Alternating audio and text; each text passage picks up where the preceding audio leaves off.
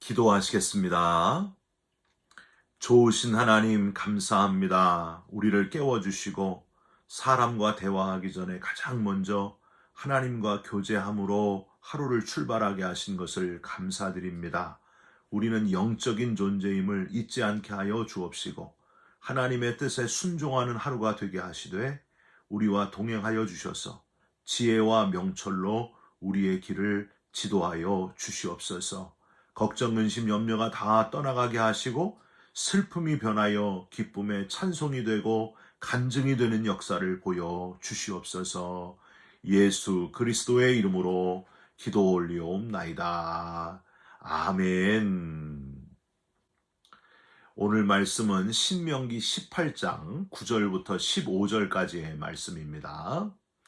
내 하나님 여호와께서 내게 주시는 땅에 들어가거든 너는 그 민족들의 가증한 행위를 본받지 말 것이니 그의 아들이나 딸을 불 가운데로 지나게 하는 자나 점쟁이나 길흉을 말하는 자나 요술하는 자나 무당이나 진언자나 신접자나 박수나 초혼자를 너희 가운데에 용납하지 말라. 이런 일을 행하는 모든 자를 여호와께서 가증히 여기시나니 이런 가증한 일로 말미암아 내 하나님 여호와께서 그들을 내 앞에서 쫓아내시느니라. 너는 내 하나님 여호와 앞에서 완전하라. 내가 쫓아낼 이 민족들은 기륭을 말하는 자나 점쟁이의 말을 듣거니와 내게는 내 하나님 여호와께서 이런 일을 용납하지 아니하시느니라. 내 하나님 여호와께서 너희 가운데 내 형제 중에서 너를 위하여 나와 같은 선지자 하나를 일으키시리니 너희는 그의 말을 들을지니라. 아멘. 오늘은 신명기 18장 9절부터 15절까지의 말씀으로 또다시 우상 숭배를 금하라고 하신 이유는 이라는 제목의 말씀을 함께 나누고 기도하는 시간을 갖겠습니다. 한국교회의 유명한 장로교 선교사인 마펫 박사님이 한국의 모든 선교를 다 마치고 고향인 미국으로 돌아가게 되었을 때에 한국 장로교회 지도자들이 다 모여서 그를 위해서 동상을 만들려고 했습니다. 이때에 유명한 최권능 목사님, 예수천당으로 유명한 최권능 목사님이 자리에서 벌떡 일어나서 이렇게 말씀하셨습니다. 저는 마포 삼열 선교사님을 누구보다 존경합니다. 한국교회의 은인이며 나의 신앙의 선배이십니다. 나는 진심으로 그분을 존경합니다. 그러나 만약 당신들이 마포 삼열 목사님의 동상을 세우면 나는 도끼로 때려 부술 겁니다. 당신들은 세우십시오. 나는 부셔버릴 겁니다. 결국 이와 같은 최권능 목사님의 충정을 이해하신 마펫 박사님의 간절한 만류로 기념관을 세우는 것으로 낙착이 되었던 교회사의 사실이 하나 남아 있습니다. 어떠한 것도 하나님보다 우선되어서는 안 된다 하는 우리 신앙의 선배들의 강한 절개심이 느껴지는 그런 이야기입니다. 사랑하는 성도 여러분, 어떤 것이든지 하나님보다 귀하게 여기는 그런 우상들을 만들지 말고 내가 우상이 되지도 말고 하나님만 바라보면서 온전히 하나님을 기쁘시게 하는 거룩한 그리스도인으로 살아가시기를 주님의 이름으로 부탁드립니다. 우상 숭배를 철저히 버리시기를 간절히 부탁드립니다.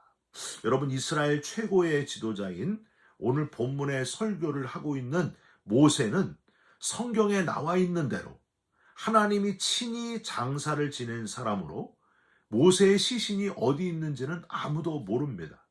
한 5년 전인가요? 모세라고 추정되는 시신이 영국의 고고학자들에 의해서 시나이 반도 탐사를 하다가 해발 2250m의 높이에 있던 산등성이 지하 무덤에서 발견되었다 하는 기사가 나온 적이 있습니다.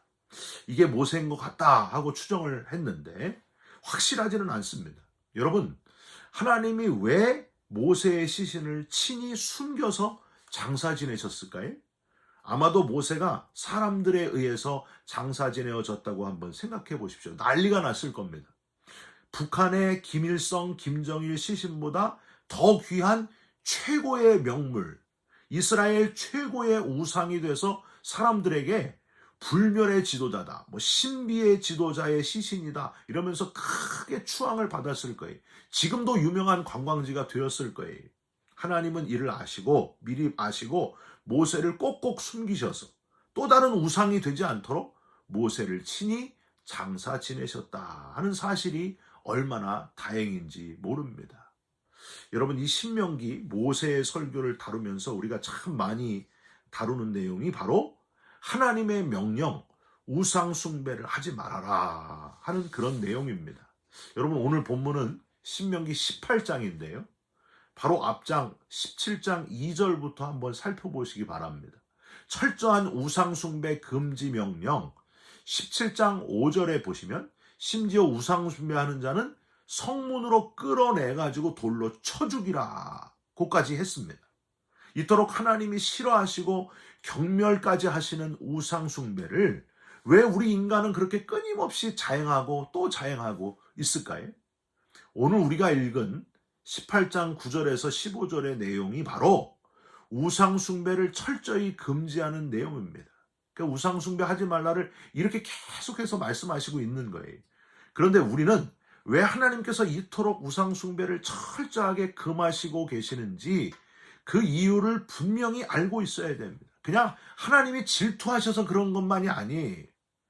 물론 질투만이라고 해도 피조물인 우리가 왈가왈부할 일이 아니지만은 하나님은 왜 우상 숭배를 금했는지 그 이유를 합리적으로 우리까지 잘 이해하시도록 모세의 설교를 통해서 전하고 계십니다. 오늘 이 본문을 묵상하시면서 이렇게 타당한 이유가 있어서 우상 숭배를 하지 말라고 하셨구나 하는 그것을 깨달으시고 우리들 가까이에 있는 우상 숭배의 여지들을 철저하게 없애버리시고 정결한 그리스도인, 원래 지으심 받은 대로 철저히 하나님을 바라보는 거룩한 그리스도인, 하나님을 향하여 옳은 길을 따라갈 수 있는 그리스도인들이 되시기를 주님의 이름으로 부탁드립니다. 첫 번째로 비윤리적이고 비인간적이었기 때문입니다. 우상 숭배가 비윤리적이고 비인간적이었다 하는 거예요. 10절 한번 보세요. 그의 아들이나 딸을 불 가운데로 지나게 하는 자나 점쟁이나 길흉을 말하는 자나 요술하는 자나 무당이나, 여기 이 아들이나 딸을 불 가운데로 지나가게 하는 종교는 바로 태양신, 몰렉신을 섬기는 우상 숭배의 모습이었습니다. 암몬족 속의 우상 숭배가 바로 이 태양신 몰렉 섬기는 거예요. 몰렉 신전은 황소머리를 한 청동 신상이 두 팔을 탁 벌리면서 사람을 받아들이는 그런 형상으로 만들어져 있습니다. 그 신상의 팔 아래에는 불이 활활 타오르고 있었는데 제사 때에 어린아이를 팔과 팔 사이에 연결된 길로 지나가게 하면서 정결의식을 치르는 그런 일이 있었어요. 근데 이게 후대에 어린아이를 지나가게 하는 정도가 아니라 정말 어린아이를 태워가지고 죽여가지고 제사를 드리게 되었다는 거예요. 여러분, 이게 말이나 되는 겁니까? 어떻게 사람을 산채로 불에 태워 죽이는 비인륜적이고 비인간적인 행동을 이렇게 행할 수가 있습니까? 사람의 생명을 창조하시고 모든 만물을 살게 하시는 하나님과는 정반대의 길에 있는 생명 파괴를 일삼는 그 어떤 것이든지 그런 우상들은 있어서는 안 된다는 거예요. 여러분, 그래서 우상 숭배를 멀리하라, 우상 숭배를 금지시켰다 하는 겁니다. 여러분, 우리는 철저히 사람의 생명을 살리는, 사람의 생명을 중요시 여기는 방향에 서 있어야 돼요. 무슨 이유에서건 사람의 생명을 귀하게 여겨야 됩니다. 인류 최초의 살인자 가인이 동생을 쳐 죽인 살인마 중에 살인자이지만은 어떻게 하셨어요? 하나님이 그의 이마에 표를 주셔서 다른 사람들이 가인을 해하지 않도록 보호해 주신 하나님이셨다. 생명을 보호해 주시는 하나님이셨다 하는 것을 우리는 잊지 말아야 됩니다. 우리는 어떤 이념이나 이데올로기, 돈이나 권력, 그 외에 어떤 이유에서라도 사람의 생명을 함부로 여기는 일에 등을 돌려야 된다는 거예요. 여러분, 쓰나미가 일본을 이렇게 들이닥쳤어도 하나님이 일본을 치셨다 이렇게 말하면 안 돼요. 이건 또 다른 우상 숭배일 수 있다는 거예요. 원수 갚는 것은 하나님께 맡기고 우리가 할 일은 뭐냐? 생명 살리는 거예요.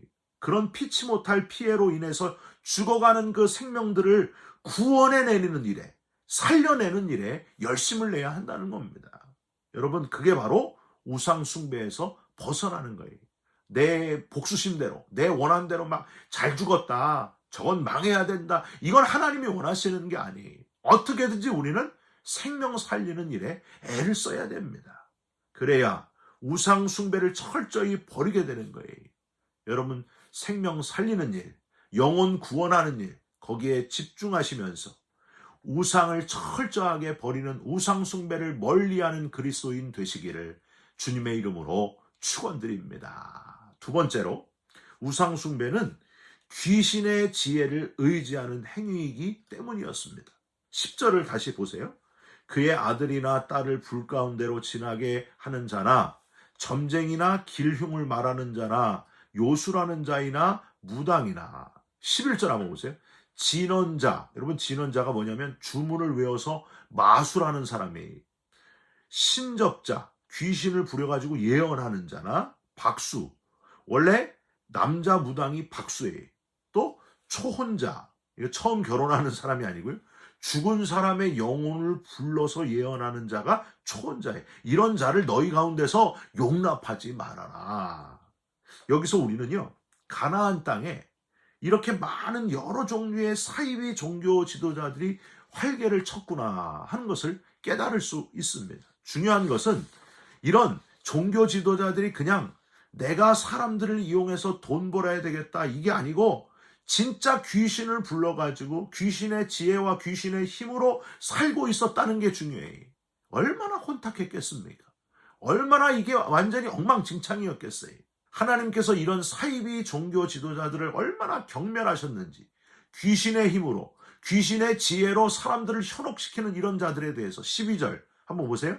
이런 일을 행하는 모든 자를 여호와께서 가증히 여기시나니 이런 가증한 일로 말미암아 내 하나님 여호와께서 그들을 내 앞에서 쫓아내시리라.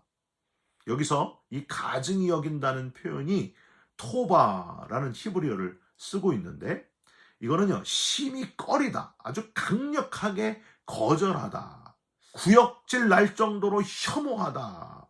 모든 만물을 지으신 하나님께서 구역질 날 정도로 혐오하시는 일, 귀신의 힘을 이용해서 살고 있는 이들의 모습이었다는 거예요. 하나님이 구역질 날 정도였다. 그 다음 절 13절 보세요. 너는 내 하나님 여호와 앞에서 완전하라 하셨는데, 사랑하는 성도 여러분, 귀신의 힘을 의지하면서 살면 불완전하게 엉망진창으로 살다가 그냥 안개와 같이 없어진다는 거예요. 아무것도 아닌 인생 된다는 거예요.